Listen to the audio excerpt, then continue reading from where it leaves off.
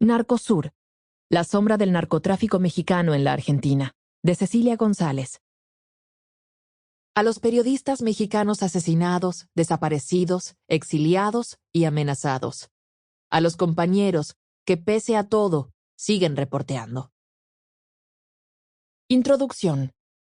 A principios de mayo de 2008, mis editores me pidieron que escribiera una nota sobre los decomisos de efedrina que hubieran seguido la ruta Argentina-México.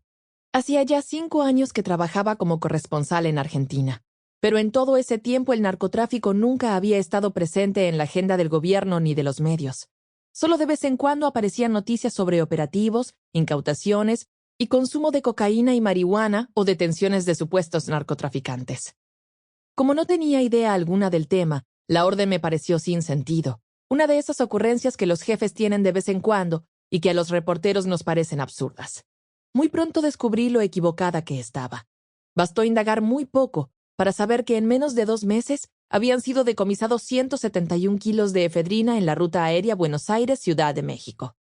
Las autoridades de ambos países sospechaban que los narcos habían establecido una nueva vía para traficar el precursor químico que, supe entonces, sirve para producir medicinas legales, antialérgicas y descongestivas, pero también anfetaminas, metanfetaminas y otras drogas de diseño que en las últimas 2 décadas se convirtieron en la nueva mina de oro del crimen organizado, sobre todo por su alta rentabilidad y su facilidad de producción y transporte, mucho menos compleja que la de la marihuana o la cocaína.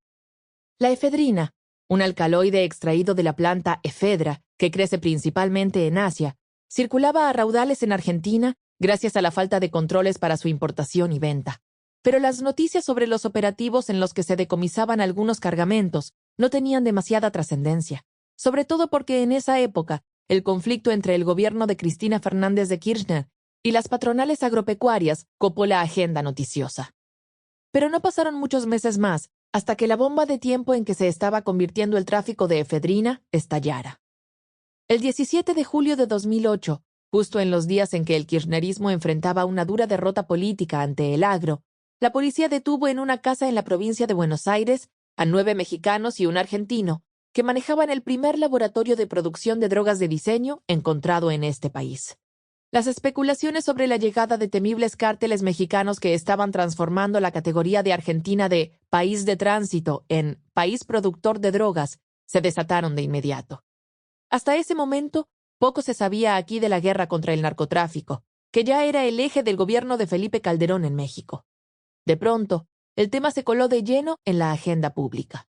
A lo largo de mi investigación, descubrí que los 10 detenidos en la quinta de Ingeniero Maschwitz eran apenas un eslabón más de una compleja historia con ribetes surrealistas que encadenaba episodios en apariencia inconexos, como un chino que guardaba $205,6 millones en efectivo en una residencia en la Ciudad de México, con el misterioso asesinato de una señora de la alta sociedad argentina, a un presunto líder narco que vendía camisetas en un blog para proclamar su inocencia con 3 empresarios argentinos ejecutados, como en tiempos de la dictadura militar, a una mafia de adulteración de medicamentos con sospechas de lavado de dinero en campañas presidenciales. El común denominador de todas las historias era la penetración del narcotráfico mexicano en Argentina. En los meses siguientes al descubrimiento del laboratorio, seguí con detalle todas las novedades del caso que la prensa bautizó como la ruta de la efedrina. La historia era muy atractiva. A cada rato aparecían nuevos elementos. Cada vez que iba a México y contaba algún episodio, mis amigos me decían que tenía que escribir un libro. Yo me negaba. Me daba miedo porque me parecía un tema demasiado escabroso. No quería saber nada del narcotráfico. Podía seguir entretenida con mi trabajo diario de corresponsal, que no era poco.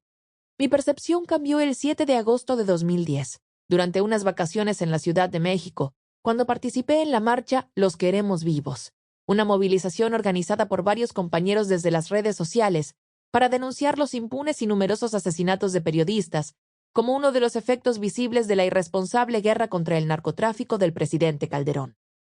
Teníamos muchas dudas sobre la capacidad de convocatoria que tendría una protesta inédita, porque nunca antes los periodistas mexicanos nos habíamos organizado de esa manera.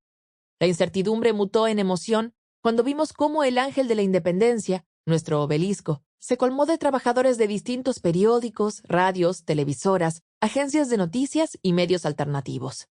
A las 12:15 del mediodía, Sample complete. Ready to continue?